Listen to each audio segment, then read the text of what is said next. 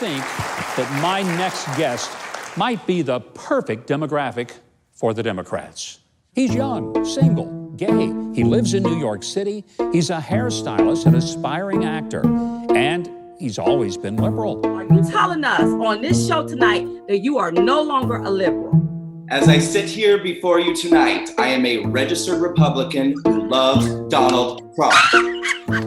I love it. Okay, now you gave me chills. Okay. She is the future, according to the Democratic National Committee Chairman. Well, I think what they don't understand is that their party has no future. Are you saying you found that the media is a little dishonest sometimes with conservatives? No, I'm not saying that. I'm not saying that. What I'm saying is that I found that they're a lot dishonest. Okay.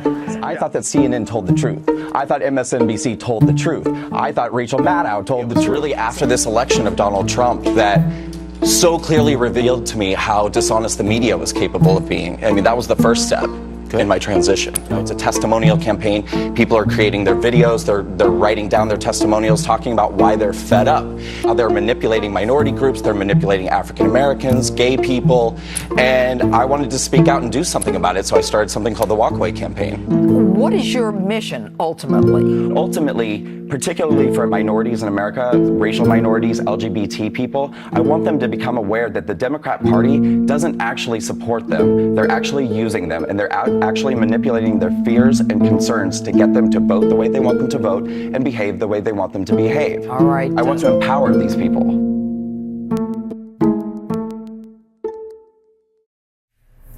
Once upon a time, I was a liberal. Well, to be honest, less than a year ago, I was still a liberal. I became a liberal because I felt I'd found a tribe whose values aligned with my own. I staunchly reject racism of any kind. I reject the marginalization of any human being based off of their gender or sexual orientation. I reject tyrannical groupthink. I reject a system which allows an ambitious, misinformed, and dogmatic mob to suppress free speech, create false narratives, and apathetically steamroll over the truth. I reject the acceptance of junk science and superstition to advance ideological agendas. I reject hate. These are the reasons why I became a liberal. And these are the same reasons why I am now walking away. For years now, I have watched as the left has devolved into intolerant, inflexible, illogical, hateful, misguided, ill-informed, un-American, hypocritical, menacing, callous, ignorant, narrow-minded, and at times, blatantly fascistic behavior and rhetoric. Liberalism has been co-opted and absorbed by the very characteristics it claims to fight against. For years now, I've watched as people on the left have become anesthetized to their own prejudices and bigotry, and the prejudices and bigotry of those around them who echo their values. I have watched as formerly sensible people who claim to reject racism have come to embrace the principles of universally hating and blaming all of society's problems on all people who have white skin. I have witnessed the irony of advocacy for gender equality morph into blatant hatred and intolerance of men and masculinity. I have seen the once earnest fight for equality for the LGBT community mutate into an illogical demonization of heteronormativity and the push to vilify and attack our conventional concepts of gender. These same self-proclaimed victims of intolerance now turning on the gay community that they attached themselves to advance their agenda, now calling gay people privileged and themselves victims of injustice. I have watched as the left has allowed themselves to become hypnotized by false narratives and conclusions perpetuated by social justice warriors who misrepresent and misconstrue facts, evidence, and events to confirm their own biases that everyone who does not comply with their prejudicial conclusions and follow their orders is a racist, a bigot, a Nazi, a white supremacist, homophobic, Islamophobic, xenophobic, misogynistic, and alt-right extremist.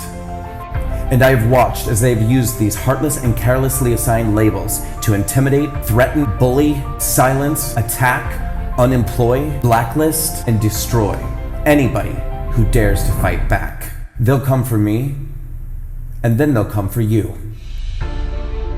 And worst of all, the Democratic Party and the liberal media has embraced, affirmed, aided, and abetted this cult ideology. In an effort to gain voters and maintain power, the Democratic Party that I once loved has joined forces with the extremist left. The Democratic Party and the liberal media now believe their own ill-gotten conclusions and have ominously decided that they, and only they, know the remedy for society's ills. The left has decided that the solution to problems with race relations in America is more racism. The left believes that attacking, insulting, and dehumanizing one group of people elevates another. The left now believes that there are no boundaries when telling lies, omitting the truth, or misrepresenting facts when telling the news, because their end justifies their means. The left has now decided that its point of view is the only acceptable one, and that suppressing, censoring, and banning open dialogue and debate is virtuous and progressive. The Democratic Party has adopted a deleterious belief system happily and without skepticism, separating people into groups based off of identity and then organizing them into camps of victims and oppressors. If you are a person of color, an LGBT person, a woman, or an American immigrant, the Democratic Party wants you to know that you are a victim and destined to stay that way. They will insist that you are a victim doomed to exist within a system that is rigged against you, that you are a victim of systemic oppression, that you are a victim of your circumstances, and that no amount of hard work or motivational action will ever allow you to overcome your victimhood or the privilege of those around you. This is perhaps the Democratic Party's greatest and most insidious lie. But if you are a minority in America today, the left-wing politicians and the liberal media don't want you to ever discover this lie. So they bombard us with stories designed to reinforce the narrative that you are in danger, that you cannot succeed. They manipulate your fears and concerns by telling you that you're disadvantaged, disempowered, and disposable to everyone except them. They will tell you that you need them. They will tell you that you are only safe under their supervision. They will promise to liberate you from all that chains you. And then they will do absolutely nothing for you. Once upon a time, I was a liberal. But liberalism has changed, and I will no longer be a part of an ideology or political party that represents everything that contradicts my values of unity, equal opportunity, personal empowerment, compassion, and love. So I am walking away. And I encourage all of you to do the same. Walk away.